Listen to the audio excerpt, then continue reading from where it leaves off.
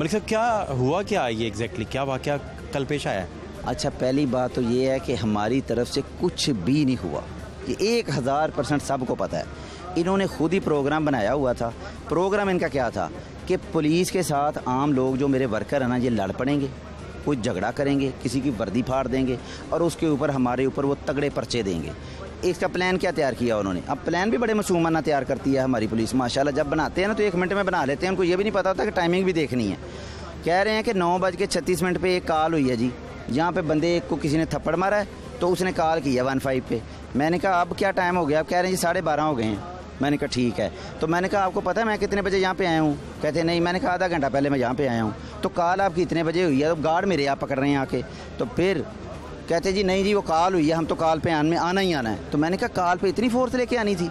ये 3 SHO हैं जो मुख्तलिफ थानों के हैं, इसके मुतलका एरिया के थानों के SHO नहीं है, वो दूसरे थानों के हैं जिसका एरिया ही नहीं लगता। 3 SHO, 7, 12, 13, 14, 15 के करीब पुलिस वाले और DSP साहब जनाब फुल जलाल में।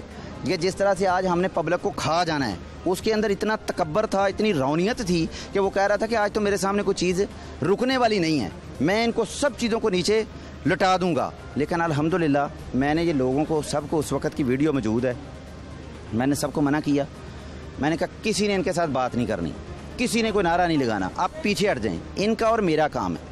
जब पुलिस आएगी ना तो उसको फेस करना मेरा काम है, आपका नहीं है। तो फिर मैंने बड़े अच्छे तरीके से उनको टैकल किया। ठीक है, जो वो चाह रहे थे वैसे नहीं हुआ। मेरा एक अजीज़ था, उनका एक गनमैन था, उसको बाहर से उठा के ले गए।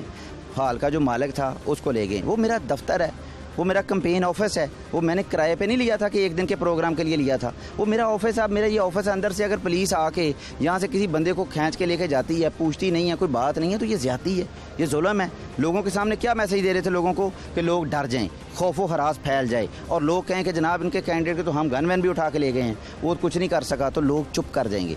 और फिर ये तो रात का वाक़या हो गया ना। उसके बाद इन्होंने क्या किया है, जाके 15-16 के करीब वो नामजद लोग हैं जिनके FIR दे दी है और 150 के करीब नामालूम बंदों पे FIR दे दी है, जिसमें कहा गया कि इन्होंने हवाई फायरिंग की है। ठीक है, और पुलिस के जनाब ये गले पड़ गए हैं, इन्होंने पुलिस के साथ बड़ी ज़्यादती की है और पुलिस जनाब अब स्टेट बिल्कुल एक साइड पे मासूम बन गई है। और हम जिन्होंने इनकी सब बातें बर्दाश्त की हैं वहाँ पे इनको टच तक नहीं किया, वीडियो मौजूद है, उनके ऊपर उन्होंने FIR दे दी है। और अब क्या तरीकाकार है कि वो जो 150 बंदा नामालूम है, इनका प्रोग्राम ये है कि हम जिसको चाहेंगे वहाँ पर उठा के ले आएंगे, जो कंपेन करेगा हम उसको पकड़ के थाने में ले आएंगे। क्योंकि पहले दिन से ये लगे हुए हैं, 20 पर्चे हुए हैं यहाँ पर लोगों के ऊपर। किसी के ऊपर क्या है जी, फ्लैक्स फाड़ दी, ये पर्चा दे दिया। दूसरे के ऊपर जनाब पर्चा दे दिया कि इसने ये हवाई फायरिंग की है। मैंने कहा इसका मदई कौन है? कहते जी पुलिस। ठीक है, तीसरे के ऊपर ये दे दी कि ये यार जनाब यहाँ पे इसने मोहल्ले में गालियाँ बहुत दी हैं किसी को, इसलिए इसके पर्चा दे दिया है। फिर बंदों को ले गए हैं जाके, SHO ने 3-3 घंटे बंदों को बिठाया है और बिठाने के बाद उसको कहा, जब वो बेचारा कहा कि मुझे क्यों इसलिए बिठाया, तो उसको बोला है कि अगर तुम चाहते हो ना कि घर जाना है तो वोट नून लीग को डालना है। ठीक है, अगर नून लीग को वोट डालोगे तो तुम आराम से घर रहोगे, अगर नहीं करोगे तो मैं तुम्हें उठा के फिर ले आऊँगा।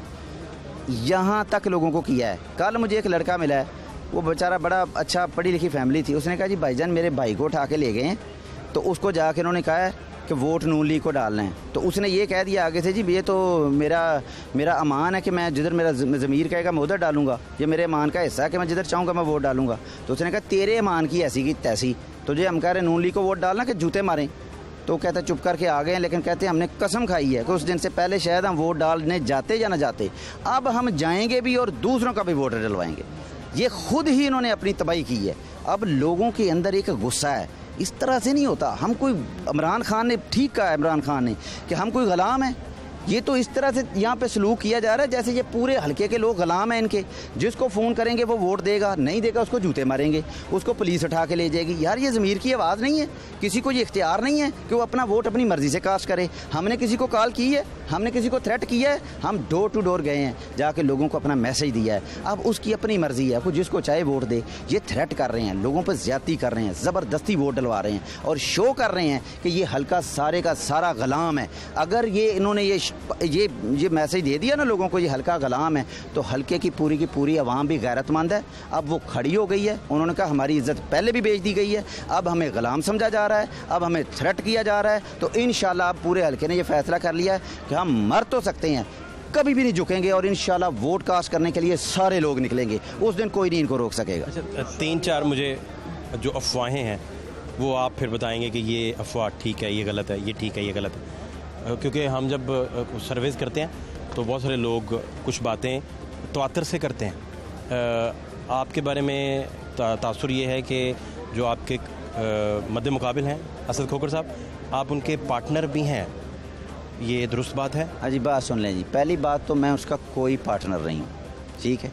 ये बहुत बड़ा झूठ है, ये उसका अपना बयानिया है, वो उसका प्रोपेगेंडा है, जिसको वो लोग जो उसके फॉलोअर हैं वो इस बयानिए को, इस प्रोपेगेंडा को हवा दे रहे हैं। यानी आपका कोई बिजनेस इकट्ठा नहीं? वो हवा दे रहे हैं इसको, और वो पहले दिन से स्टार्ट है, और अब इसमें कोई जान नहीं रही, वो ख़त्म हो चुका बयानिया। दूसरी अफवाह ये कि आपको टिकट लेके देने में हाफिज़ फ़रद साहब ने रोल प्ले किया? बिल्कुल नहीं, कोई हाफिज़ फ़रद साहब का रोल नहीं है टिकट देने में।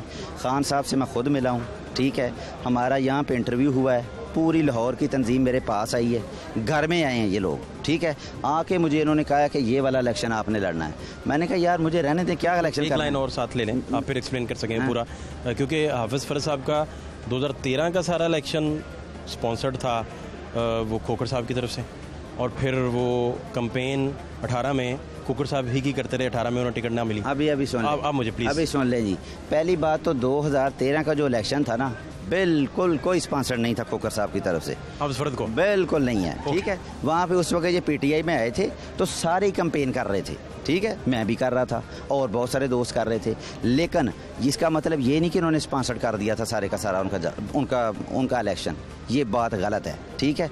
हाफिज़ फ़रद ने नहीं, ये लाहौर की तंजीम मियाँ महमूद रशीद, शेख इम्तियाज़ और ज़ुबैर खान न्याजी और दूसरे दोस्त मेरे पास आए हैं। इन्होंने आके मुझे कहा कि आपने ये इलेक्शन लड़ना है। फिर यहाँ से जब शॉर्ट लिस्ट हुए हैं तो नंबर 1 पे मेरा नाम लिखा है इन्होंने इंटरव्यू के बाद।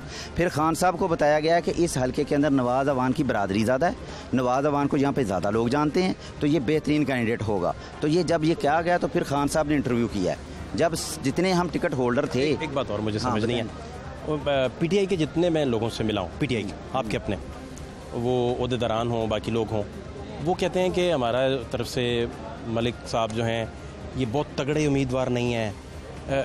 पार्टी के अंदर क्यों कंसेंसस नहीं है आप पे? मैं वजह जानना चाह रहा हूँ, इसकी क्या वजह? अभी जो इस तरह से मैंने आपको पहले बताया है कि ये असद खोखर साहब का बयानिया है, ठीक है, क्योंकि वो पीटीआई में थे, और जब वो पीटीआई में थे ना तो बहुत सारे लोग थे जो उनके साथ राब्ते में थे, और आज भी वो चंद मुनाफिकीन इधर ही मौजूद हैं। मैं उनको मुनाफिक कहूँगा, क्योंकि इस वक्त मेरा जीतना या उनका हारना ये ज़रूरी नहीं है। इस वक्त हमारे मुल्क की इज़्ज़त का सवाल है, हम मुल्क के लिए लड़ रहे हैं, और इस वक्त जो इस तरह का फितना परवरी कर रहे हैं ना, वो मुनाफिकीन है और वो उसी के बयानियों को हवा दे रहे हैं। लेकिन अल्हम्दुलिल्लाह अब वो भी ख़त्म हो चुका है, अब उनको पता चल गया, अब वो हमारी सफ़ों के अंदर मौजूद हैं, ठीक है। लेकिन उन्होंने कहा कि हम अमान ले आए हैं। वो कह रहे थे कि हम गंदे नाले में चले गए थे, लेकिन हम नहर में आके अपने आप को साफ़ कर लिया है। उनका अब बयानिया दम तोड़ चुका है, इन चीज़ों में अब कोई हकीकत नहीं रही, सब कुछ पता चल गया है कि मैं किस तरह का कैंडिडेट हूँ।